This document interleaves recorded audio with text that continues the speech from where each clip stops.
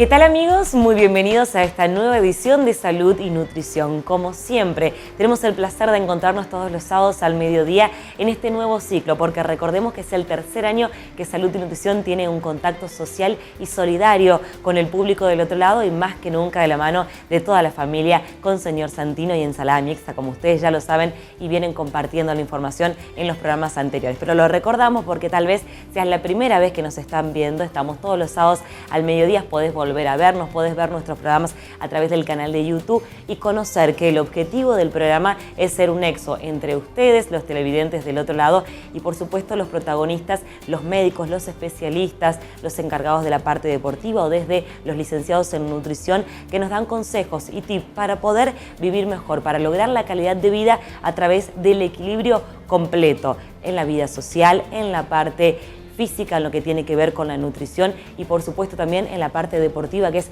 sumamente importante. Y te decíamos, lo hacemos de la mano de los profesionales, de los especialistas, con este fin que tiene que ver con la solidaridad, porque si aprendes a nutrirte bien, a comer lo que necesitas, si tenés una patología y sabes de esta manera de qué forma realizar una actividad física necesaria o lo mismo de la mano de la alimentación, le estamos transmitiendo herramientas para que vivas mejor. Ese es el objetivo de todo el equipo de Salud y Nutrición, como siempre, como todos los sábados al mediodía. Y voy a contarte que vos sos protagonista de Salud y Nutrición, eligiendo los temas que tengas ganas de compartir con nosotros, pidiéndonos la opinión de algún profesional en particular o bien haciendo consultas de los temas que estamos tratando en los diferentes sábados. Te podés comunicar con nosotros, lo haces a través del mail como saludynutriciontv@hotmail, lo haces a través del número de teléfono, anotalo, agendalo como Salud y Nutrición 3794-039975 o bien lo haces a través de nuestro Face Salud y Nutrición TV, lo haces a través de nuestro Twitter SI Nutrición TV o lo haces en nuestro canal de YouTube como Salud y Nutrición TV. De esa manera en el canal podés vernos, volver a vernos, recomendar el programa y sumarte a esta gran familia de Salud y Nutrición. Hoy tenemos un tema interesantísimo porque normalmente vemos parte desde lo deportivo o analizamos desde la parte psicológica, sentimental, emocional de cada uno de nosotros, la nutrición como uno de los pilares para lograr el equilibrio y por otro lado las patologías, específicamente desde la prevención, que es el primer objetivo que tenemos a través de Salud y Nutrición, y una vez detectada la patología, cuál sería la recomendación del mejor tratamiento. Hoy, de la mano de Yamil Machado, tenemos pólipos del colon. Ese es el tema que vamos a tratar en un ratito nada más después de la primera tanda. Ya venimos.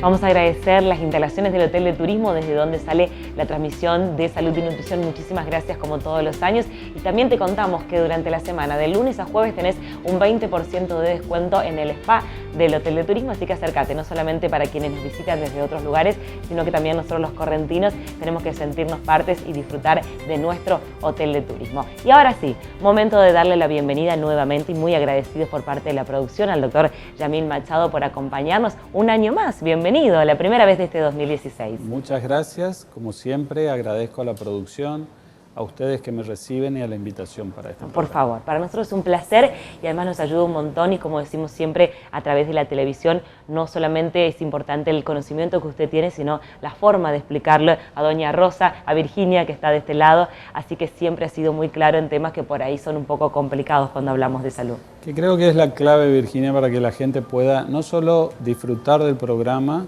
sino poner en práctica las sugerencias y los consejos que se les dan.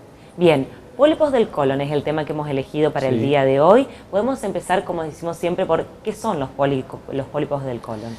Los pólipos del colon son formaciones de tejido en forma exagerada, pequeñas, para que la gente entienda, son como pequeña uva o un granito de arroz que está pegada a la pared del colon y son el resultado del crecimiento excesivo de tejido.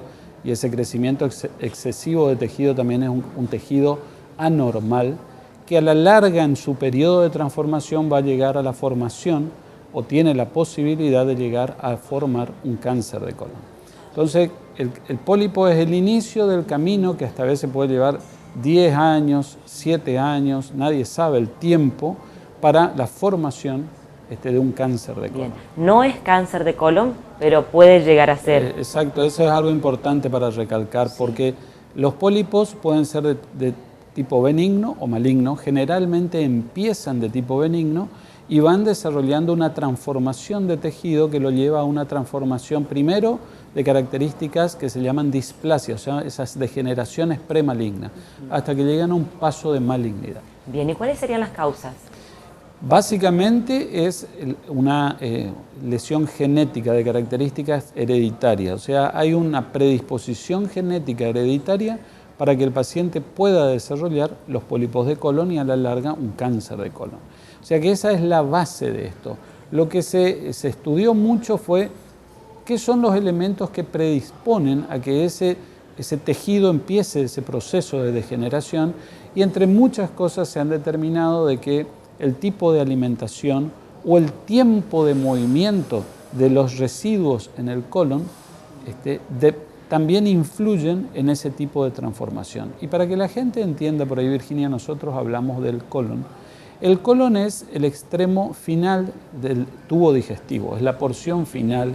O sea, ¿Es lo mismo que el intestino grueso? Es lo mismo que el intestino grueso, porque antes de él está el intestino delgado. O sea, si queremos venir desde arriba hacia abajo, decimos que está la boca, el esófago, el estómago, el intestino delgado y el intestino grueso, que se llama colon también, que termina en el recto y en el tramo final, que es el ano. Entonces, ese intestino grueso denominado colon es el que tiene especialmente esta patología que se denomina pólipos de colon y que a la larga en su trayecto van a ir transformándose hasta llegar a la formación posible de un cáncer de colon. Bien, o sea que si tenemos un familiar que ha tenido cáncer de colon en algún momento, que ha tenido pólipos, en primer lugar sabemos que cuidar la alimentación es fundamental porque podría ayudar a la parte genética que ya existe. Sí. O sea que tenemos que cuidar mucho lo que es. Sabemos que si un familiar tiene cáncer de colon, existen mayores posibilidades a que los descendientes directos o indirectos puedan, principalmente los directos, hijos por ejemplo, tengan o desarrollen un cáncer de colon.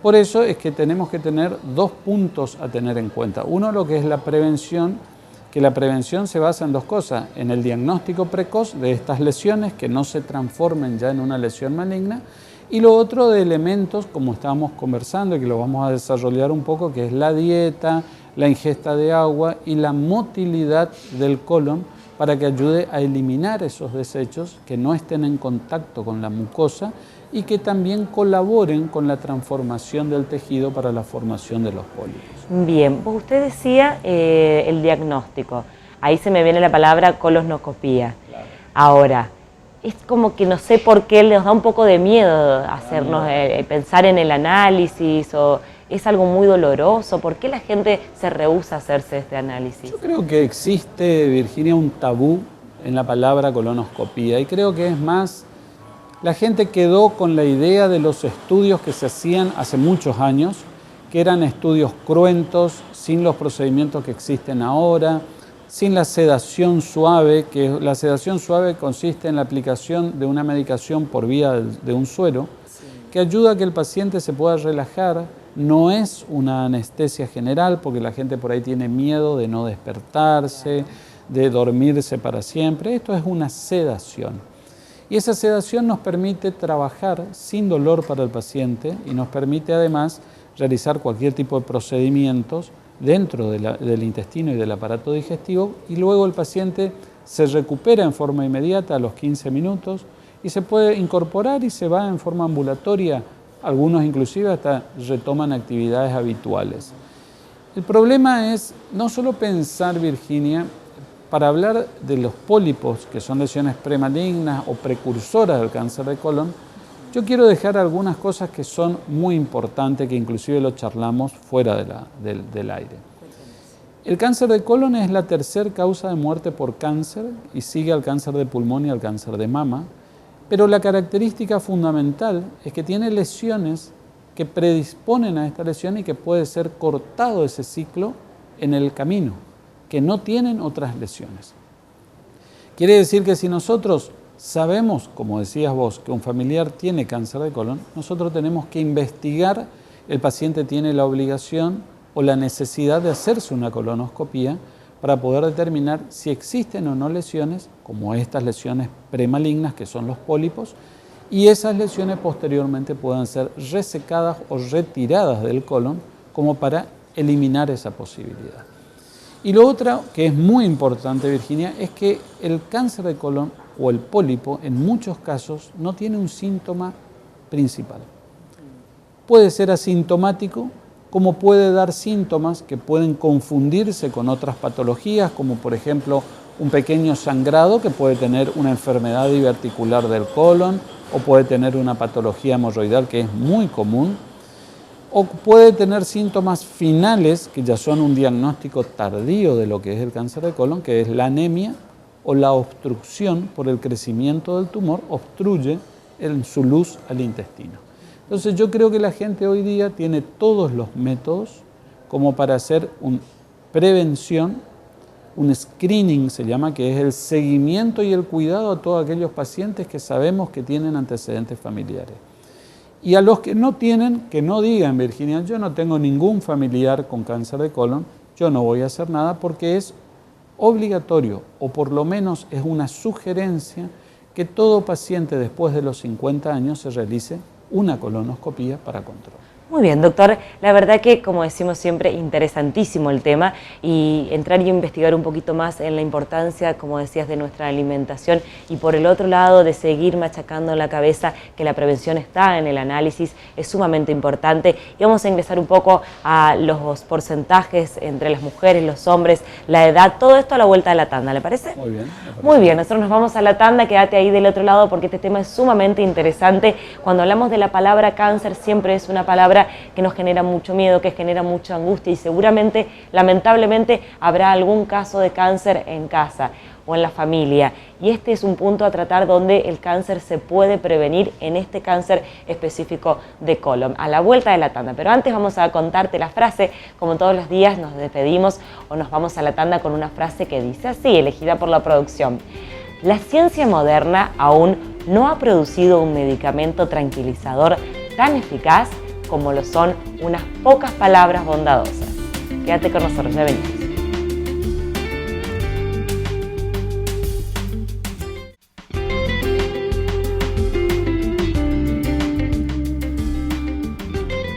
Tercer bloque de salud y nutrición en este programa interesantísimo. Le voy a pedir a Flavia que me ponga de nuevo la frase para compartirla con ustedes, porque fuera del aire en la tanda la analizábamos con los chicos y por supuesto con el doctor, que tiene un muy lindo mensaje en relación a la frase que dice así: la ciencia moderna aún no ha producido un medicamento tranquilizador tan eficaz como lo son unas pocas palabras bondadosas.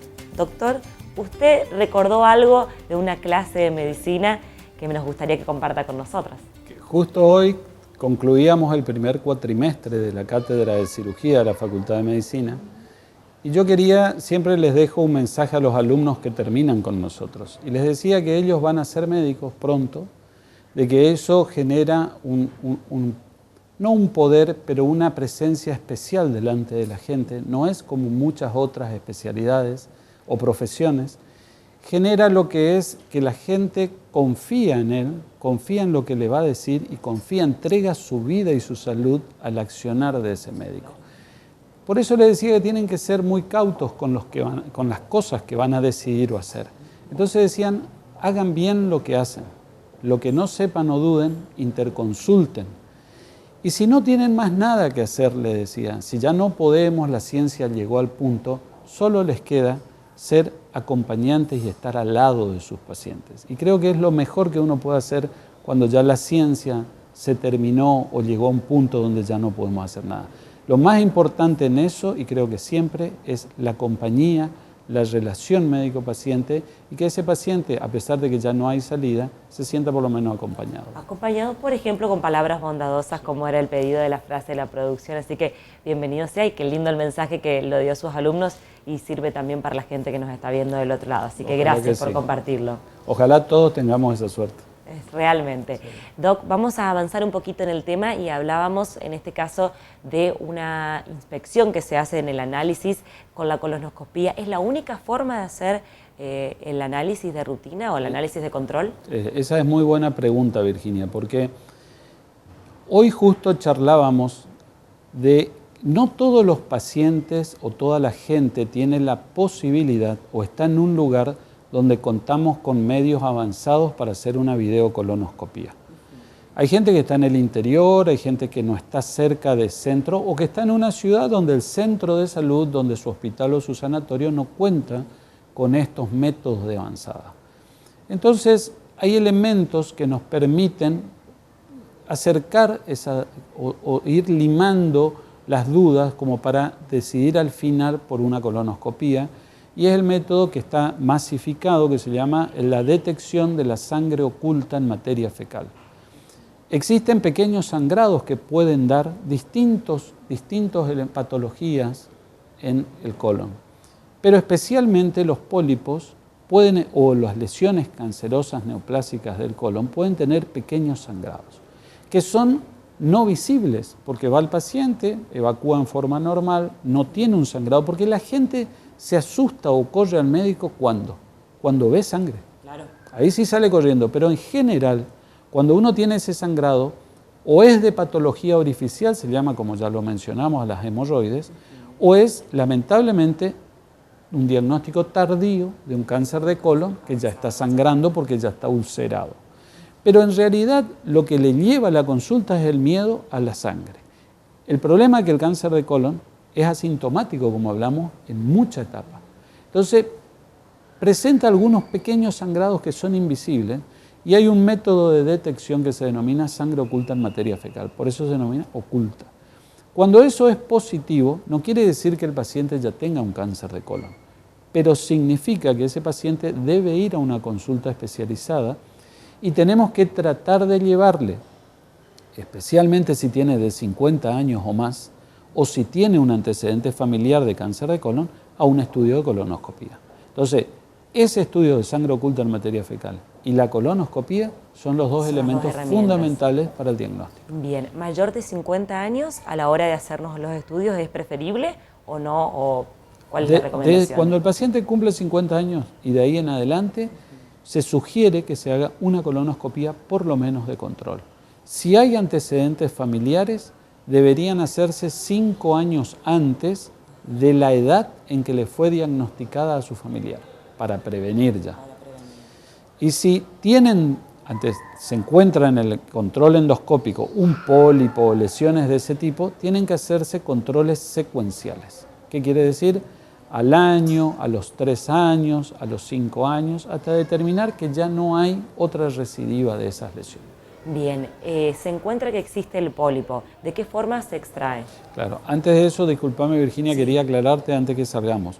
Mucha gente dice, bueno, yo tuve un pólipo, me diagnosticaron con la colonoscopía, me sacaron el pólipo, ya no tengo. No, los pólipos pueden aparecer en otras zonas, o lo peor es que al ser retirados o resecados endoscópicamente, pueden tener una resección parcial y hay una recidiva de la misma lesión. O sea, pueden recidivar o pueden aparecer en otros lugares. Bien, por lo cual el examen hay que volver a hacerse. Por eso y hay que hacer, si hay lesión, sí, si se encontró, si se operó o se retiró vía endoscópica, se sugiere hacer controles posteriores. Bien, ¿cada cuánto más o menos a partir de aquí? La secuencia es al año, a los 3 años y a los 5 años. Bien, y ahora sí nos vamos ya a lo que es la extracción del pólipo.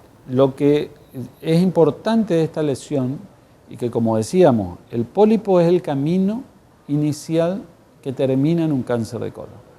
Este camino al cáncer de colon puede ser eliminado, cortado o se detiene en eso. ¿Cómo se detiene?